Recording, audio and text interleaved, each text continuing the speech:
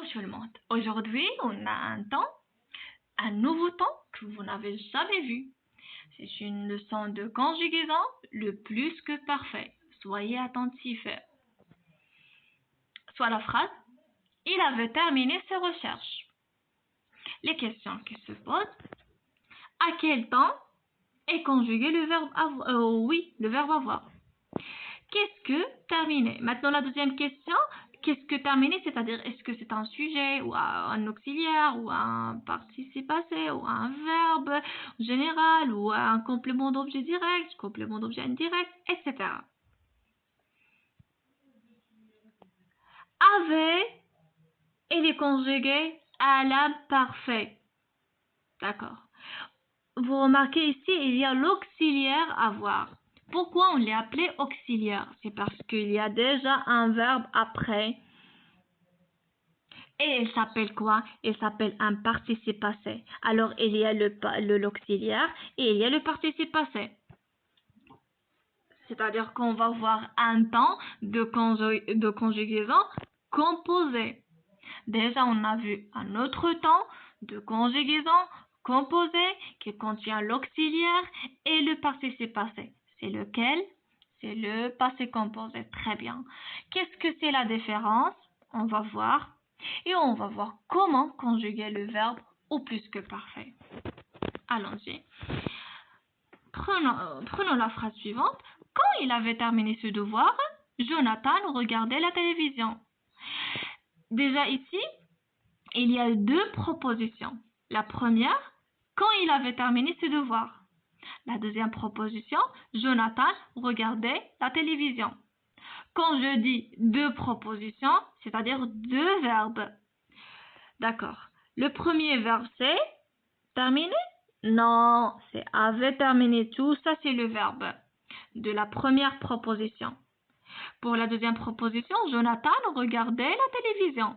Qu'est-ce que c'est le verbe? C'est regarder. D'accord? On va analyser le temps de conjugaison de chaque proposition. Et pourquoi on a utilisé ce temps-là. D'accord? Maintenant, la question, que fait en premier Jonathan? Jonathan, c'est un élève comme vous. Il a fait les devoirs. Après, il a commencé à regarder la télévision. D'accord? Qu'est-ce qu'il a fait en premier? Il a regardé la télé. Non, il a fait quoi? Il a terminé ses devoirs. C'est la première action. La deuxième action, c'est quoi? C'est que Jonathan regarde la télévision. D'accord? Très bien. Maintenant, prenons cette phrase-là. La première proposition contient le verbe avait terminé. Alors, avait terminé, c'est le plus que parfait. Pourquoi il s'est appelé le plus que parfait? C'est parce que déjà, c'est un temps de passé. Et on l'utilise lorsqu'il y a une action avant une autre action. Et les deux actions se passent au passé. D'accord. Alors, la première action, on a dit que c'est avait terminé, n'est-ce pas? Et la deuxième action, c'est regarder. Alors, le verbe regarder ici, il est conjugué à quel temps? C'est à l'imparfait. Très bien. Avait terminé, c'est au plus que parfait. Maintenant, la première action, le plus que parfait. Et la deuxième action, c'est l'imparfait. Et la chose à ne pas oublier, c'est que les deux actions se passent au passé. D'accord? Les deux se passent au passé. Faites attention. D'accord. Maintenant, analysons le temps, le nouveau temps. L'imparfait, vous l'avez déjà vu. Maintenant, analysons le plus que parfait. Comment faire pour conjuguer le verbe au plus que parfait? Il contient deux mots. D'accord. Le premier mot, c'est avait. Avait, c'est avoir. C'est l'auxiliaire avoir. Il est conjugué à quel temps? Il est conjugué à l'imparfait. Il contient la deuxième partie, c'est terminé, le participe passé. Maintenant, si je vous pose la question, qu'est-ce que c'est la différence entre le plus que parfait et le passé composé? Très bien. Vous allez dire que c'est la conjugaison d'auxiliaire. C'est l'auxiliaire qui se change entre le passé composé et le plus que parfait. Le plus que parfait, l'auxiliaire se conjugue à l'imparfait. C'est pour cela on dit parfait, plus que parfait. Parfait, c'est parce que l'auxiliaire se conjugue à l'imparfait. Et pour ce qui concerne le participe passé, c'est la même chose. La même chose.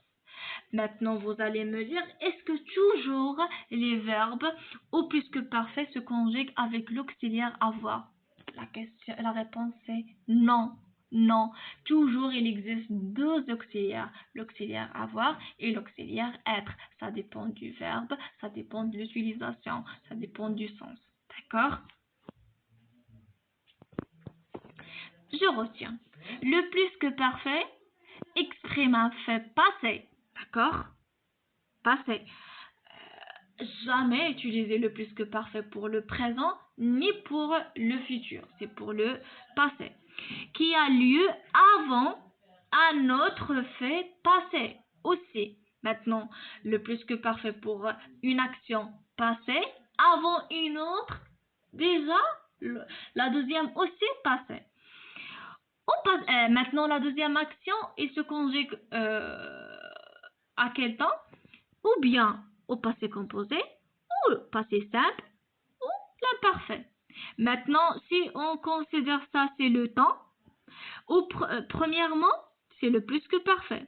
Deuxièmement, soit le passé composé, soit le passé simple, ou bien l'imparfait. Et après, bien sûr, il y a le présent, et après, il y a le futur. D'accord?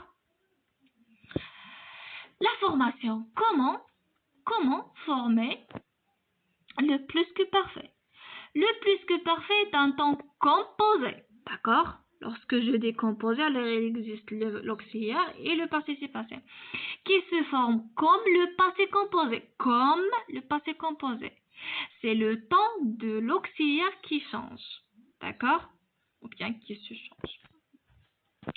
Maintenant, le plus que parfait, il y a l'auxiliaire avoir ou être à l'imparfait plus le participe passé du verbe conjugué. Maintenant, si je veux le verbe éplucher au plus que parfait, c'est l'auxiliaire avoir à l'imparfait plus le participe passé du verbe éplucher. C'est éplucher avec l'accent.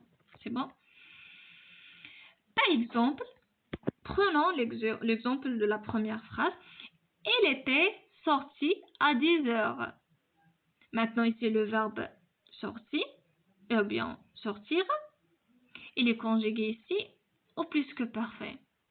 Il y a ici l'auxiliaire. Bien sûr, parce que c'est le verbe sortir. Alors, le verbe sortir se conjugue avec l'auxiliaire être.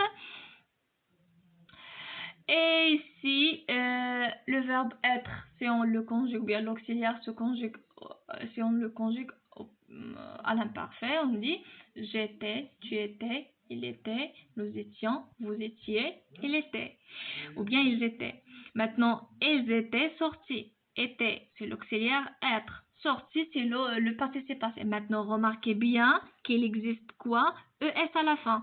On sait déjà que le participe passé du verbe sortir, c'est sorti.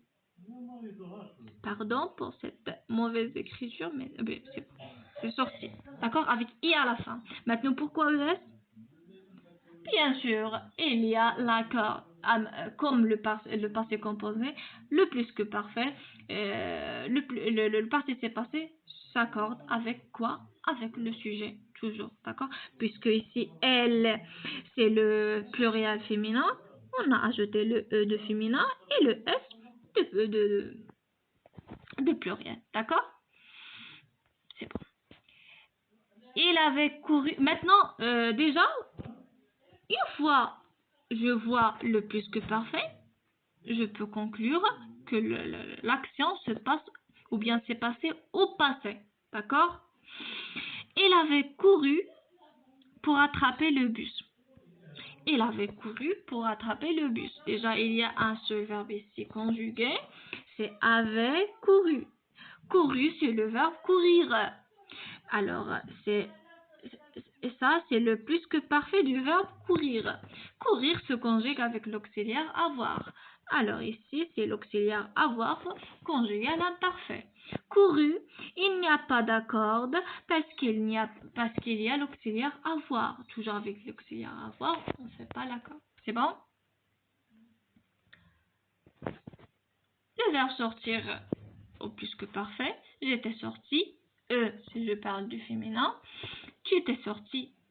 Si je parle du féminin aussi. Il était sorti. Nous étions sortis, etc. Le verbe aller se conjugue avec l'auxiliaire être. Et on conjugue l'auxiliaire au plus que ou à l'imparfait et plus le participe passé. Maintenant c'est clair. Bref, le plus que parfait, c'est un temps qu'on l'utilise lorsqu'il y a une action avant une autre action déjà passée. Les deux sont passés. On utilise l'auxiliaire plus participe passé. L'auxiliaire se conjugue à l'imparfait et le participe passé, c'est comme le passé composé. Maintenant, la vidéo sponsorisée par le mot passé. Alors, au revoir et à la prochaine.